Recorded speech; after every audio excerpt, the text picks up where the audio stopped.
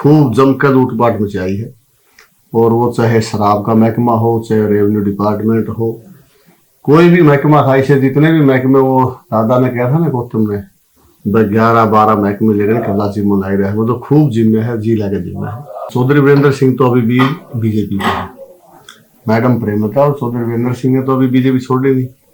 ये तो दोनों हाथों में तो अपने लाडू दे रहे हैं। और दूसरा रही बात है, ये एक सत्ता के भूखे हैं, कुर्सी के भूखे हैं, इनने तो कुर्सी तो छोड़ने जी नहीं करता। हम तो पहले भी जैसे कांग्रेस छोड़ के तिवारी कांग्रेस बनाई, फिर वापिस कांग्रेस में आए, फिर कांग्रेस छोड़ के जब बीजेपी की लहर आई तो बीजेपी में चले गए।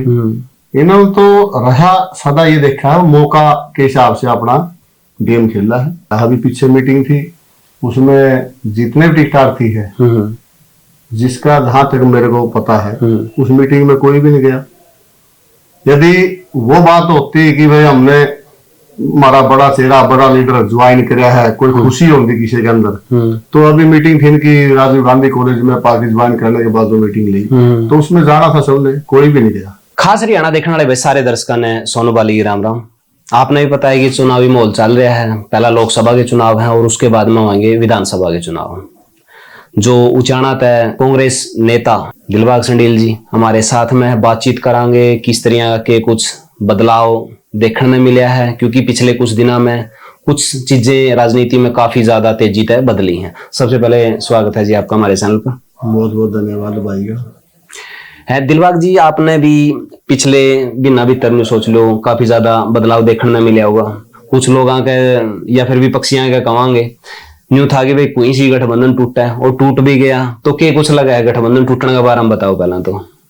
देखिए, गठबंधन टूटने का तो ये है, ये तो गठबंधन कौन था तो ठगबंधन, क्योंकि सारा देश में इस बात का पता है और सारा पूरा प्रदेश में पता है कि जो दुष्यंत चौटाला है उसने जो ये सरकार चलाने में और ये गठबंधन का नाम चला, वो खूब जमकर लूटपाट मचाई है। और वो चाहे शराब का महकमा हो, चाहे रेवेन्यू डिपार्टमेंट हो, कोई भी महकमा था, इसे जितने भी महकमे, वो दादा ने कहा था ना गौतम ने 11-12 महकमे लेकर कला जिम्मे लाई रहे, वो तो खूब जिम्मे है, जी लाके जिम्मे है। ये तो था एक ठगबंधन, गठबंधन नहीं था। तो मुख्यमंत्री क्यों बदलिया है 6 महीने पहला? मुख्यमंत्री बदलना तो ये भी एक, मैं ये कहूंगा कि कास्टिजन जो कार्ड है ना, कास्ट कार्ड है, वो इन्होंने जो बीजेपी पार्टी ने वो खेला है, ताकि इनका रिपोर्ट कार्ड अभी पब्लिक में समझो वो खराब था, और उसके बेस पे मुख्यमंत्री के ओबीसी चेहरा देकर ओबीसी का वोट में हम कुछ अपनी संख्या बढ़ाएं, उसमें हमारी परसेंटेज बढ़े। इसलिए मेरा मानना तो यह है कि इसलिए सिर्फ और कुछ इसमें नहीं है। और बाकी रही बात दुष्यंत को हटाना, दुष्यंत हटाना भी कोई विशेष बात नहीं है। अभी भी मैं शाह का बयान आया था, उन्होंने कहा था कि हम दूर नहीं है और हमारा कोई मन मुटाव नहीं है, ये आपस में एक दूसरे के वोट काटने वाली बात है, नहीं तो अंदर खाते तो एक ही बात आप उचाणा की करा, जहां तक आप भी मेहनत कर रहे हो, तमाम जितने नेता हैं वो सारे मेहनत कर रहे हैं, तो एक बड़ा परिवार की अगर आप बात करा, चौधरी वीरेंद्र सिंह, लोगों तीनों लग गया था कि सहारता लोकसभा की टिकट मिलेगी उनकी, लेकिन उनकी टिकट कट गई थी। इस तरह नाराज हो गए पहला ब्रजेंद्र सिंह ने जो पटका है पहरिया, उनको को नहीं लगता कि जो पिछले 8-10 साल तक जिनसे नेता मेहनत करने लग रहे हैं कांग्रेस पार्टी में, उनकी अपनी टिकट का खतरा को नहीं कि भाई चौधरी वीरेंद्र सिंह तो रन बिक जाए? देखिए, पहली बात तो मैं कहूंगा चौधरी वीरेंद्र सिंह तो अभी भी बीजेपी में है, मैडम प्रेमलता और चौधरी वीरेंद्र सिंह ने तो अभी बीजेपी छोड़ ली नहीं। ये तो दोनों हाथों में तो अपने लाडू दे रहे हैं। और दूसरा रही बात है, ये एक सत्ता के भूखे हैं, कुर्सी के भूखे हैं, इनने तो कुर्सी तो छोड़ने जी नहीं करता। और रही बात है कि टिकट की बात है, हमारे जैसे अनेक और भी साथी हैं, बट टिकट कट गई, देखियो मैं दूसरे का नहीं कह सकता, मैं अपने आप को तो ये कहूँ, हम तो इस बात से प्रिपेयर थे। मैं तो अब खुद प्रिपेयर था, ये तो एक दंगल है और कोई भी किसी टाइम कोई एंट्री कर सकता है।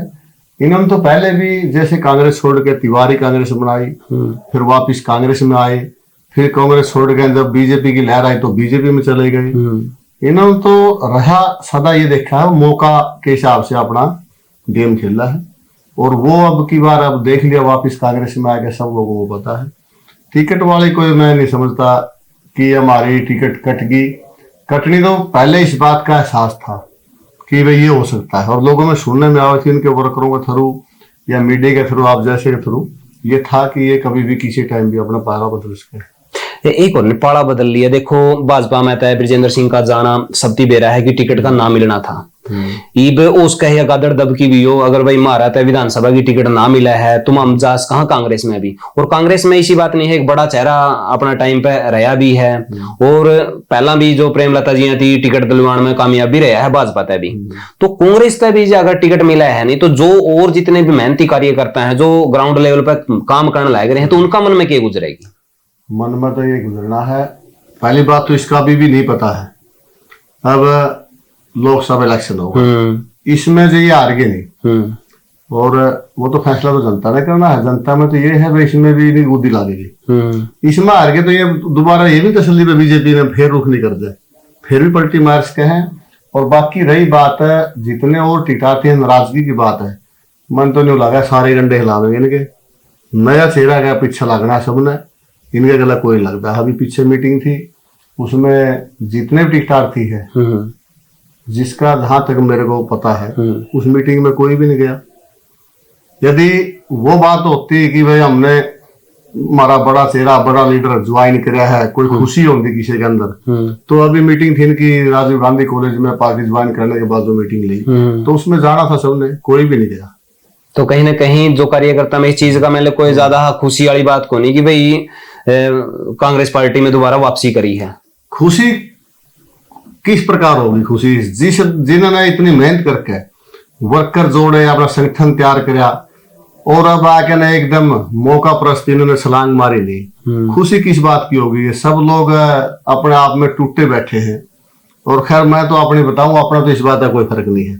मेरा तो मानना एक है, अपना काम करो और जो भी होना नहीं वो होगा। जो अपना भी मत है ना, और अपना सर्कल अच्छा मजबूत है, तो ये तो निर्दलीय लड़ लो, कोई प्रॉब्लम नहीं। जिसे लड़ना है ना, जिस भाई में है, चाहे मेरे जैसे में, जिसकी हिम्मत है तो वो निर्दलीय में आओ, दंगल में आओ बराबर में।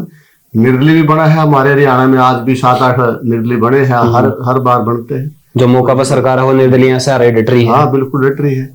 तो जे आप बात करें दुष्यंत चौटाला की, जो हरियाणा तक चैनल का ऊपर एक इंटरव्यू मैंने देखा था, उसमें कहा था दुष्यंत चौटाला का जब पूछा गया भाई अलायंस का जो टूटना है उससे नुकसान होगा क्यों होगा, तो उनकी एक बात वही थी भाई मारा खातर तो या खेती है, जे मेले किसान की खेती मर्जे है नहीं तो कोसा छोड़ा है नहीं, बोले की बात होगी अलायंस टूट गई तो नहीं खास बात है, नहीं बोले हमारी तो खेती है फिर मेहनत कर लेंगे।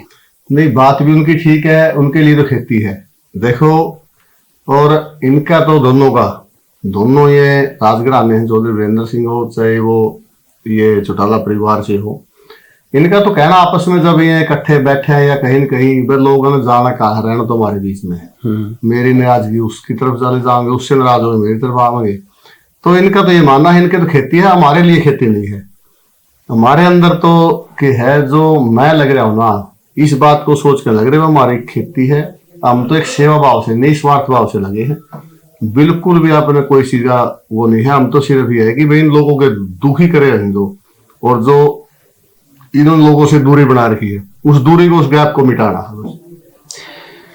अब मैं आपसे पूछूं कि जब उचाणा में आप जाओ हो तो के कुछ कहे हैं कि भाई जे कांग्रेस तक कौन सा चेहरा जे लेकर आवेंगे तो ठीक है, नहीं तो फिर हम कांग्रेस से बाज जाएंगे।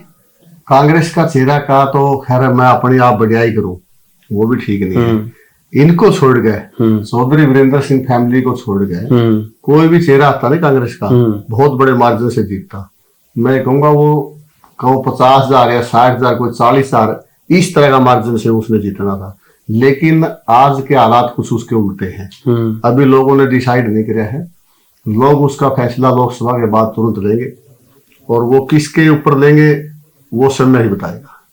इस टाइम पे जब आप इस हार की बात कर लें, क्योंकि लोकसभा का दौर चल रहा है, तो रणजीत चौटाला ने भाजपा का टिकट मिली है, कांग्रेस की अभी लग फाइनल नहीं हुई है, और जो INLD है उसमें तय भी आने की उम्मीद है, और जो JJP है उसमें तय नैना हो या दुष्यंत हो। तो इसी के किस तरह से देखो आप, ये सोची समझी साजिश रहेगी, जित्याण का कि सिस्टम रहेगा, किस तरह टिकटबाजी होगी? देखिए ये तो है तो साजिश ही माने इसको, क्योंकि जो ये तीनों चौटाला परिवार दंगल में आए हैं ना, ये वैसे तो बीजेपी के हैं दोनों, चाहे वो अभय चौटाला हो, इसने भी अपना पीछे लोग उसमें राज्यसभा में बीजेपी को वोट करा था। ये नाम का किसानों का बोला, मैं किसानों का हित में मैंने वो कराया है, रिजाइन दिया था, तो वोट बीजेपी को करा था इसने भी, और ये बीजेपी के अलायंस में ही थे। अभी ये दोनों जो नुकसान करेंगे कांग्रेस पार्टी को ही नुकसान होगा इसका, क्योंकि ये वोट किसके तोड़ेंगे, वोट काटेंगे कांग्रेस पार्टी का, वोट ही काटेंगे, और उसका कांग्रेस को नुकसान होगा सीधा सीधा। इसलिए इनको अपना साइड में बराबर में खड़ा किया है। इस टाइम पे सबका वोट सीट में मानू रोहतक वाली ने, क्योंकि रोहतक वाली पे पहला भी तकड़ी वह खिंचातानी हुई थी। इनके फिर जो पिछले प्रतिद्वंदी हैं अरविंद शर्मा और दीपेंद्र सिंह हुड्डा आमने सामने न्यू सोच लो हैं, तो इनके किस तरह की रंगत आपने लगे है? अब की बार तो दीपेंद्र हुड्डा है ना एक तरफा जीतेगा, कोई सोचने की शक करने की कोई बात नहीं है। बहुत जुनून है लोगों में, और लोग पिछले बार आके भी पछताए हुए हैं। मेरा तो मानना ये है, जो रिपोर्टें आती है ना, वो दीपेंद्र चौटाला कम से कम 2 लाख वोटों से ऊपर जीतेंगे। ओके जी, आप कुरुक्षेत्र लोकसभा की बात करा, हाँ, जब प्रधानमंत्री जी आड़े 2014 था पहला करण खतरा आए थे रैली, उसमें कहा था कि भाई तिजोरी में कोयला नजर के बैठे हैं, नवीन जिंदल का ऊपर कटाक्ष कराया था।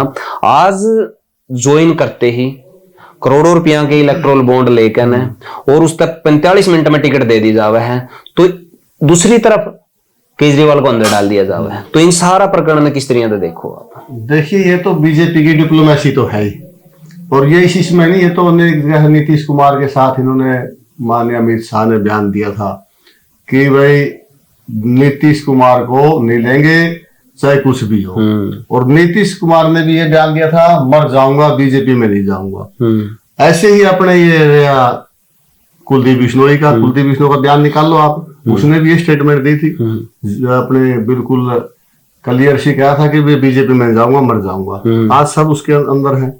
ये तो एक भय दिखा के, चाहे ईडी का दिखाओ, इनकम टैक्स का दिखाओ, चाहे वो जेल का दिखाओ, ये भय दिखा के सब लोगों का अपना काबू करने लग रहे हैं। डिटेक्टरशिप इनमें है, उसके सारे अपना जो कह रहे हैं ना, उस कहे के अनुसार तो चल नहीं रहे ना।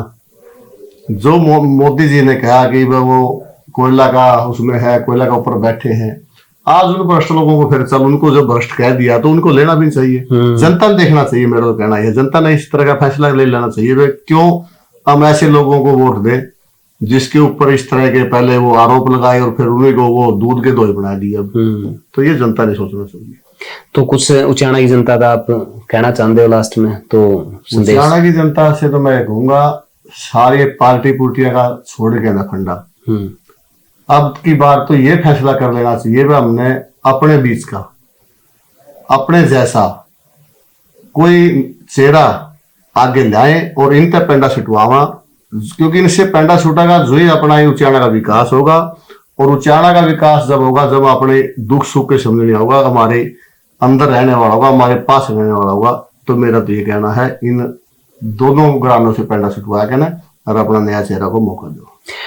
दिलबाग सिंह की बातें तो आप कितने के कुछ सहमत हो, कितने के कुछ इस्तेफाक रखो हो, वो नीचे कमेंट बॉक्स में आप जरूर बताइए। अपनी जो राय है सभ्य शब्दों के द्वारा वीडियो ने शेयर करना चाहो, वीडियो ने शेयर भी कर दियो। मिला हाँ नेक्स्ट वीडियो में, तब तक के लिए जय हिंद, वंदे मातरम, जय जवान जय किसान।